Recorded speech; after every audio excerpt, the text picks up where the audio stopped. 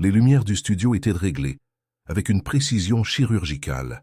Chaque caméra positionnée pour capturer le moindre détail, chaque expression, chaque éclat d'émotion.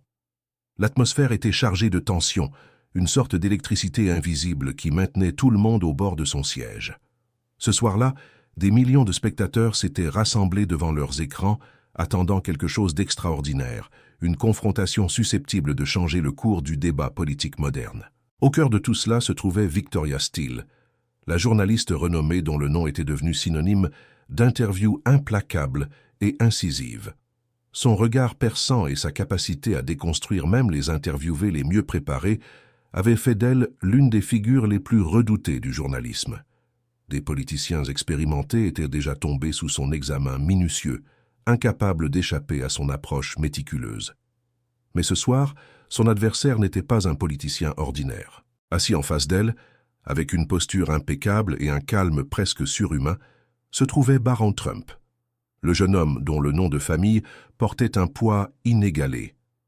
Jusqu'à présent, il était resté une figure énigmatique, évitant les projecteurs directs de la politique, malgré le fait qu'il fût toujours un nom murmuré dans les couloirs du pouvoir. Mais ce soir, il avait enfin décidé de faire un pas en avant, et toute l'Amérique était en train de regarder. Son costume sombre était impeccablement ajusté. Chacun de ses mouvements était calculé, chacun de ses regards mesuré. Alors que Victoria Steele arrangeait ses papiers avec une lenteur délibérée, un petit sourire effleura ses lèvres. Elle était prête à le déconstruire, à l'exposer, à le mettre dos au mur et à le laisser sans issue.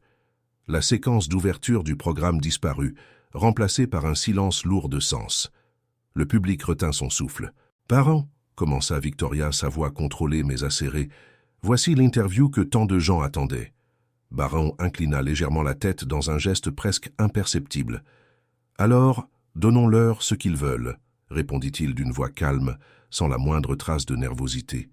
Victoria haussa un sourcil, il ne reculait pas, et cela rendait les choses d'autant plus intéressantes. « Vous avez grandi sous le regard du public, mais vous avez rarement choisi de parler directement. Cela change-t-il ce soir ?» Il y avait dans cette question une invitation subtile, un défi déguisé. Baron garda son regard fixé sur elle, son expression demeurant impassible. « Le silence n'implique pas l'absence, » dit-il, marquant une pause. « Parfois, il signifie préparation. » Un murmure parcourut l'auditoire. La réponse n'était ni défensive, ni hésitante. Elle était stratégique. Il venait d'éviter habilement le piège. Victoria changea d'approche. S'il ne se laissait pas déstabiliser par les subtilités, elle augmenterait la pression. « Votre nom est l'un des plus polarisants de l'histoire récente, » continua-t-elle, croisant les jambes avec une confiance absolue. « Il porte en lui pouvoir, attente et controverse. Qu'on l'aime ou non, il façonne la manière dont les gens vous perçoivent. Ma question est la suivante. A-t-il également façonné la façon dont vous vous voyez ? » C'était une question chargée de sens. S'il admettait que son nom le définissait, il semblerait n'être qu'un simple héritier d'un héritage familial. S'il le niait, il paraîtrait déconnecté de la réalité. Baron expira lentement, gardant le contrôle. « Nous sommes tous façonnés par le contexte dans lequel nous grandissons, » dit-il. « Mais la différence entre être façonné et être défini relève d'un choix. » Victoria plissa les yeux. Il ne se contentait pas de répondre, il redirigeait la conversation. « Vous parlez de choix » insista-t-elle. « Mais combien de choix avez-vous réellement eu ? Vous êtes né dans un monde d'influence. Vous n'avez pas eu à lutter pour obtenir votre place à la table. Vous avez hérité de cette place. Est-ce du privilège ou rejetez-vous cette étiquette ?» La question était un piège calculé. Admettre le privilège pouvait éloigner ceux qui rejetaient l'élite politique. Le nier pouvait le faire paraître déconnecté de la réalité. Pourtant, Baron ne mordit pas à l'hameçon. Au lieu de cela, il laissa apparaître un léger sourire, presque imperceptible sur ses lèvres. « Le privilège est un mot intéressant, » dit-il pensif. « Si le fils d'un médecin grandit avec accès à la meilleure éducation, est-il privilégié ? Si le fils d'un musicien grandit entouré de musique, est-ce du privilège ? Ou le privilège n'est-il qu'une autre façon de dire que certaines personnes commencent leur parcours différemment ? » Les doigts de Victoria se crispèrent subtilement contre la table. Il ne se contentait pas de répondre, il reformulait la conversation. « Alors vous reconnaissez, dit-elle en se penchant légèrement en avant. Je reconnais que personne ne choisit d'où il part, répondit Baran. On ne choisit que sa destination. Un silence lourd s'installa dans le studio. Certains dans l'auditoire hochèrent la tête, d'autres échangèrent des regards surpris. Victoria comprit ce qui se passait. Il ne fuyait pas, il menait la discussion. Si elle lui permettait de continuer à prendre le contrôle, elle finirait par se retrouver sur la défensive. « Parlons de quelque chose qui ne peut être défini par le privilège, » dit-elle, changeant de tactique. « Le regard du public. Contrairement au reste de votre famille, vous êtes parvenu à rester à l'écart du regard direct des médias pendant des années. Mais maintenant, vous êtes là. Dites-moi, Baran, pourquoi maintenant ?» Baran laissa le silence s'éterniser quelques secondes avant de répondre. « Parce que le silence n'est pas toujours la meilleure réponse, » dit-il. « Parfois, les gens n'ont pas seulement besoin d'entendre des histoires, ils ont besoin d'entendre les voix qui comptent. » Victoria plissa les yeux. C'était une observation subtile, mais pertinente. Il suggérait que sa présence ici représentait plus qu'une simple interview, c'était une déclaration. « Alors, vous croyez être cette voix ?» insista-t-elle. « Je crois que les gens méritent de décider par eux-mêmes. » La tension dans la salle pulsait comme un fil électrique dénudé. L'échange n'était pas seulement une question de politique ou de privilège. Il s'agissait de contrôle. Victoria se recula légèrement, croisant les bras.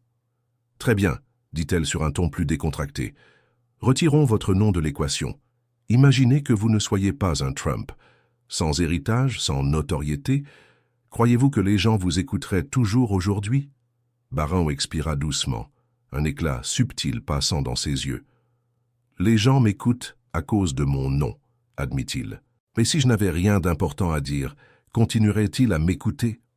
Le studio explosa en murmures, applaudissements et regards surpris. Il n'avait pas seulement neutralisé l'attaque, il l'avait transformée en un atout à son avantage. Victoria serra les lèvres, dissimulant toute trace de frustration. Elle avait passé sa carrière à contrôler les interviews, à dicter le rythme, à dominer la narration. Mais Baron Trump prouvait qu'il était différent. Elle savait qu'elle devait agir rapidement. « D'accord, » dit-elle, sa voix prenant de l'intensité. « Passons à l'essentiel. Vous avez passé toute cette interview à vous définir, à défier les perceptions. Mais soyons clairs. Entrez-vous en politique ?» Baran hésita ne serait-ce qu'une fraction de seconde, mais Victoria s'en aperçut, puis il sourit. « Je n'entrerai pas en politique simplement parce que mon nom de famille est Trump, » dit-il. « Mais je ne l'éviterai pas non plus parce que certains pensent que je ne devrais pas. » Le studio fut plongé dans un silence profond. Ce n'était ni une confirmation ni une négation. C'était quelque chose de plus délibéré. Victoria comprit ce qu'il venait de faire. Il n'avait pas répondu à la question. Il l'avait transformée en une narration. Et pour la première fois ce soir, elle sut qu'elle avait affaire à quelqu'un qui ne se contentait pas de répondre aux questions. Il jouait sur le long terme. Le studio semblait vibrer de l'intensité du moment. Les caméras captaient chaque détail, chaque changement subtil dans le langage corporel de Victoria et de Baran. L'interview, qui avait débuté comme un interrogatoire destiné à l'exposer, se transformait désormais en quelque chose de bien plus grand. Victoria savait qu'elle devait changer de stratégie une fois de plus. Elle prit une profonde inspiration et adopta un ton plus mesuré, même si son esprit cherchait encore la moindre faille, un moment d'hésitation à exploiter. « Vous laissez trop de questions en suspens ce soir, Baran, » dit-elle, en entrelaçant ses doigts sur la table. « Soyons directs. Si un jour l'Amérique vous demandait de la diriger, diriez-vous oui ?» Le silence qui suivit fut différent de tous les autres. Ce n'était pas simplement un moment de pause. C'était l'anticipation pure, le poids de la question planant sur le studio. Baran ne se précipita pas pour répondre. Il laissa la question s'installer, permettant au public de ressentir son importance. Puis, enfin, il expira et se pencha légèrement en avant. « La véritable question, dit-il d'une voix ferme mais sans hâte, n'est pas de savoir si je dirais oui. La véritable question est de savoir si l'Amérique est prête pour un type de leader différent. » L'impact de sa réponse résonna dans le studio tel une vague. Certains spectateurs murmurèrent entre eux, d'autres hochèrent la tête, reconnaissant la portée de ses mots. Il avait évité une réponse directe, mais ce faisant, il avait lancé un nouveau débat. Victoria plissa de nouveau les yeux. Il était en train de reformuler toute l'interview, de modeler la narration selon sa propre volonté. « Alors, vous voulez dire que vous envisageriez ?» insista-t-elle, ne voulant pas lâcher le moment. Barron offrit un petit sourire, presque imperceptible. « Ce que je veux dire, c'est que le leadership ne consiste pas seulement à vouloir le poste, » répondit-il. « Il s'agit d'être prêt pour l'assumer. » Une fois de plus, il avait esquivé le piège tout en ouvrant un nouvel angle à la conversation. Victoria inspira lentement. Elle devait changer de cap. « Parlons de responsabilité, » dit-elle. « Indépendamment du chemin que vous choisirez, votre nom porte une histoire. Certains l'admirent, d'autres le critiquent. Avez-vous déjà ressenti que les attentes placées sur vous étaient un fardeau? La question était chirurgicale, conçue pour entamer sa contenance et le pousser à révéler quelque chose au-delà de réponses calculées. Barron maintint son regard fixé sur elle un instant avant de répondre. « Le fardeau n'est pas le problème, » dit-il. « Le défi réside dans la manière dont vous choisissez de le porter. » Le public réagit à nouveau. Des murmures se répandirent dans le studio. Certains hochèrent la tête en signe d'approbation, tandis que d'autres échangèrent des regards indéchiffrables. Victoria remarqua qu'il ne se contentait pas de bien gérer les questions, il transformait chacune d'elles en une opportunité de réaffirmer sa présence. Elle savait qu'elle devait être plus incisive. « Vous avez passé cette interview à parler de vous définir, à ne pas laisser votre nom façonner votre avenir, » dit-elle. « Mais que vous le vouliez ou non, les gens vous verront toujours d'abord comme le fils de votre père. Pensez-vous pouvoir vraiment échapper à cette ombre ?» Barron la regarda un instant, comme s'il évaluait la question, pesant chaque mot avant de répondre. « Je n'ai pas besoin de fuir une ombre, » dit-il. « J'ai simplement besoin de rester debout dans ma propre lumière. » Cette fois, la réaction fut instantanée. Le public éclata en applaudissements. Certains spectateurs se levèrent impressionnés par la réponse. D'autres restèrent silencieux, tentant de digérer ce qu'ils venaient d'entendre. Victoria serra les lèvres. Cette fois, elle ne tenta pas de dissimuler sa surprise. Elle avait passé des années à déconstruire des figures publiques, à démonter leurs personas, à exposer leur vulnérabilité. Mais ce soir, elle se trouvait face à quelqu'un qui n'avait pas besoin de se cacher derrière une façade. Il savait exactement qui il était et ne montrait aucune intention de s'en détourner. Pourtant, il lui restait une dernière carte à jouer. Elle attendit que le brouhaha du public s'atténue avant de poursuivre, sa voix plus basse, plus pénétrante. « Puisque nous parlons de qui vous êtes vraiment, » dit-elle, le visage sérieux, « abordons la question que tout le monde veut connaître. » L'ambiance dans la salle changea à nouveau. L'expression de Barron se fit légèrement plus alerte. Il savait que la question suivante serait cruciale. Victoria n'hésita pas. « Votre père fut l'une des figures les plus controversées de l'histoire récente, » affirma-t-elle. « Certains le vénèrent, d'autres pensent qu'il fut l'un des leaders les plus divisifs de notre époque. » Elle fit une pause, laissant le poids de ses mots s'installer avant de poursuivre. « Dites-moi, Barron, avez-vous déjà éprouvé de la honte face à quelque chose qu'il a dit ou fait ?» L'air dans le studio se fit lourd. Le public se tortillait sur ses sièges. Tous connaissaient l'impact de cette question. S'il répondait oui, cela serait perçu comme une trahison de l'héritage de son père. S'il répondait non, il paraîtrait insensible aux critiques. Pour la première fois dans la soirée, le studio fut étouffé par le silence. Mais Barron Trump ne vacilla pas. Il maintint sa posture et répondit simplement « Avez-vous déjà eu honte de quelque chose que le président Biden a dit ou fait ?» L'impact fut immédiat. Le studio explosa en réaction. Certains soupirèrent, d'autres rirent, quelques-uns restèrent complètement silencieux. Victoria cligna des yeux, surprise. Elle s'était préparée à d'innombrables réponses, mais pas à celle-ci. Elle se ressaisit rapidement. « Cela ne concerne pas ma personne, Barron, » répliqua-t-elle. Mais Barron ne recula pas. « Vous êtes journaliste, » dit-il d'un regard ferme. « Votre travail est de défier les hypothèses et de faire réfléchir le public. Alors dites-moi pourquoi est-il juste de demander si j'ai honte de mon père, alors qu'il ne serait pas juste de poser la même question au président actuel ?» Le studio explosa de nouveau. Certains applaudirent, d'autres échangèrent des regards atterrés. Victoria inspira profondément. Elle savait qu'elle devait reprendre le contrôle de l'interview. « Très bien, dit-elle en ajustant son approche. Revenons-en à vous. » Le public se calma et Barron demeura prêt.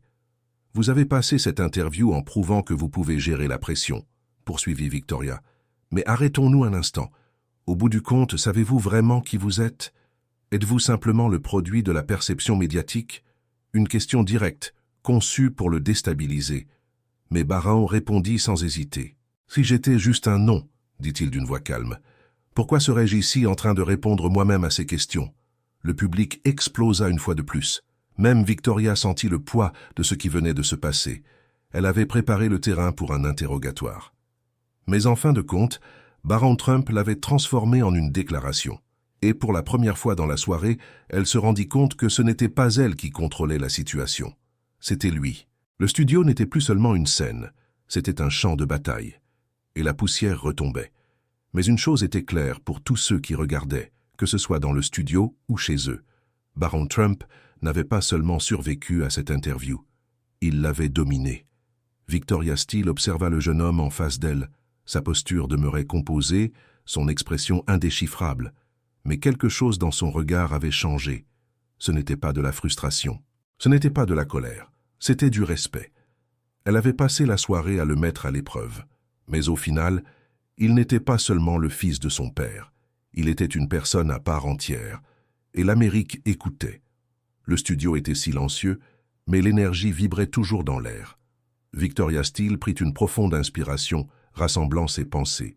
Elle savait que cette interview marquerait un moment historique. « Eh bien, Baron, dit-elle en esquissant un petit sourire, je pense que nous sommes tous d'accord sur une chose ce soir. » Elle fit une pause, regardant tour à tour le public, puis lui. « Vous n'êtes pas qu'un simple nom de famille. » Baron acquiesça sans prononcer un mot. L'interview prit fin, mais son impact se ferait sentir bien au-delà des crédits de fin. « Et maintenant, nous voulons connaître votre avis. Laissez votre commentaire et abonnez-vous à la chaîne pour plus de contenu comme celui-ci.